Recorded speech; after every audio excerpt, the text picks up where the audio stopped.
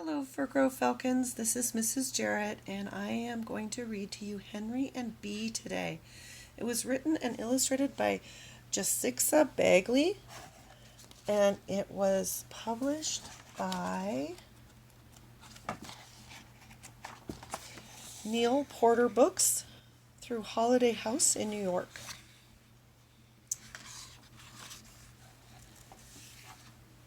It's always lucky to find someone who understands you, and that's why Henry and Bee were the best of friends.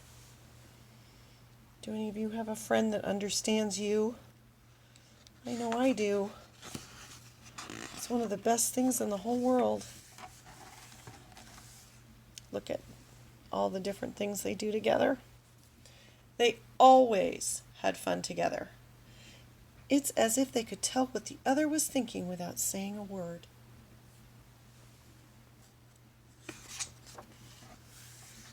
Except for one day when Henry seemed quiet and sad. Look, he's sitting all the way over here, and Bee's looking. She's probably wondering what's going on. No one, not even Bee, knew why. "I want to sit by myself," said Henry at lunchtime. She tried to find out what was the matter, but Henry acted like they weren't even friends. "What did I do?" asked Bee. "Just leave me alone," said Henry. And she did. It was hard on Bee. She missed her friend. Has that ever happened to any of you boys and girls where you have a good friend and then one day they don't want to talk to you, they don't want to play with you, and you don't understand why?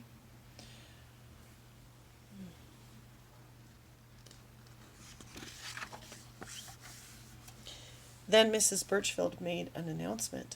"This Friday we are taking a field trip to my family's farm." The classroom buzzed with excitement, except for Henry. "This is going to be great!" Bee turned and said to Henry out of habit. "Huh," mumbled Henry. "See, look, he doesn't look very happy, does he?"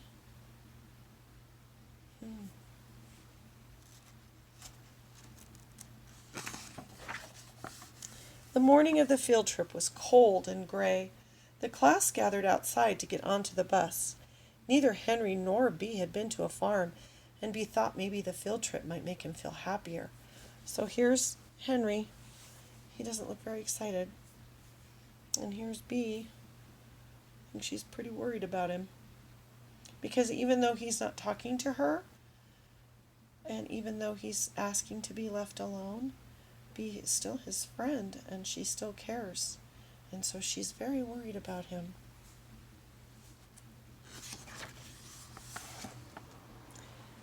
"Can I sit by you?"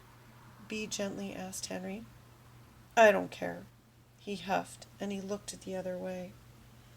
The bus rumbled up to the old farm and rolled past the brightly colored autumn trees as the cows chewed on the dewy morning grass.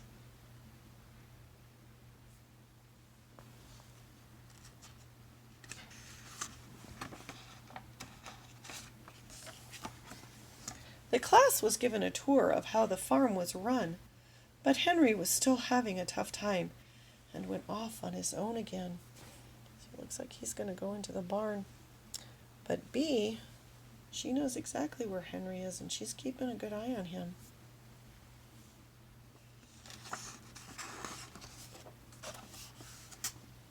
When Bee opened the barn door, the air was musty and dark with old tools and tractors quietly rusting away.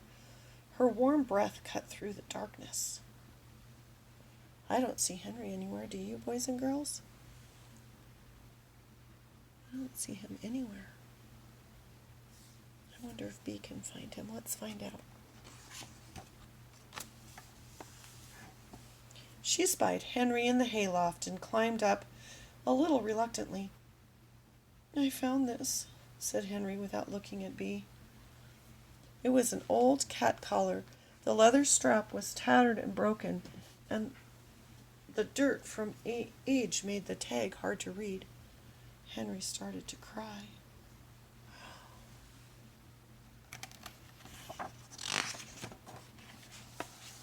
Bee froze. "What's wrong?" Buddy died last week, said Henry, wiping his eyes. Oh, said Bee, I didn't know. He was such a sweet old cat. It's hard to lose a friend, she said quietly. Have any of you ever had a friend who lost someone or something, or maybe you've lost someone or something? Your friends very often don't know what to say or how to talk to you, but sometimes it's just comforting just knowing that they're there and that they care. Sometimes you don't need to say anything at all.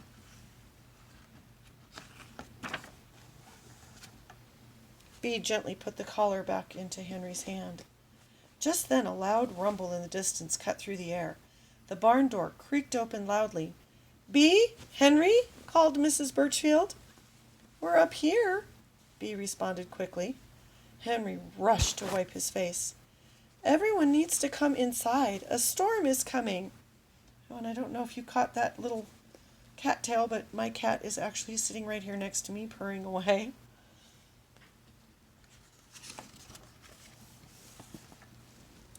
Bee and Henry climbed down from the hayloft in silence. There he is. See? He's very curious. Bee and Henry climbed down from the hayloft in silence. Then, as they were walking back to the farmhouse, Bee got an idea. "Wait," she said to Henry, and grabbed a small shovel that was resting on a bench. She began to dig a hole next to the barn. "Let's say goodbye to Buddy." Henry nodded as he wiped away the few remaining tears. Henry placed the collar in the hole, and together they covered it carefully. They heard the soft sprinkle of rain hit the dirt. The dark clouds came up behind them and filled the sky. The rain started to come down even harder. The rest of the class squealed with excitement as they ran into the farmhouse.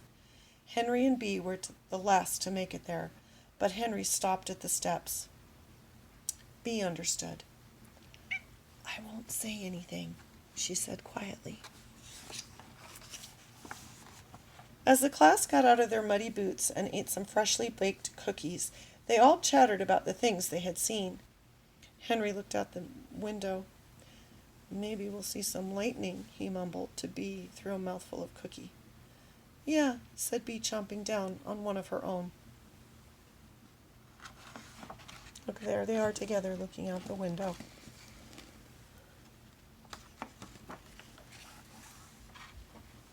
Or maybe even a rainbow.